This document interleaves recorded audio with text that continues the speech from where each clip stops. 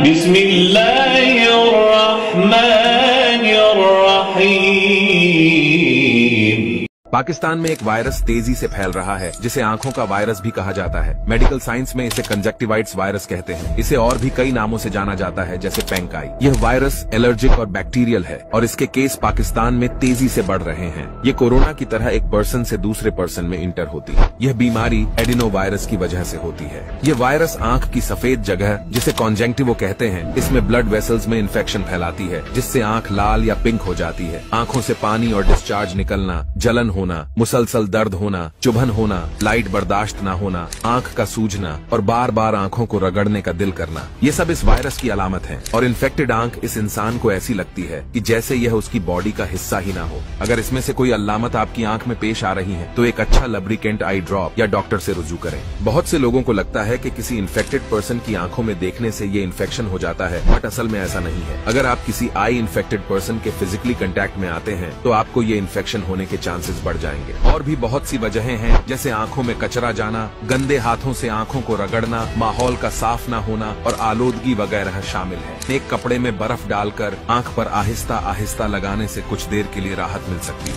अगर यह eye flu आपको या आपकी फैमिली में किसी को भी हो तो जल्द से जल्द डॉक्टर के पास जाएं, क्योंकि जैसे जैसे दिन गुजरेंगे यह और दर्दनाक होता जाएगा। और अगर यह आंख में बुरी तरह फैलकर आंख के कोर्निया तक पहुंच गया तो नजर धुंधली हो जाएगी और वक्त रहते इलाज न किया जाए तो यह आंख परमानेंटली धुंधली हो सकती है। इस वायरस के फैलाव को रोकने के लिए ज्यादातर अहम होता है कि आप अच्छी हाइजीन प्रैक्टिस करें, जैसे कि हाथों को धोना, आंखों को छूने से परहेज करना और बाहर निकलते वक्त ग्लासेस पहनना।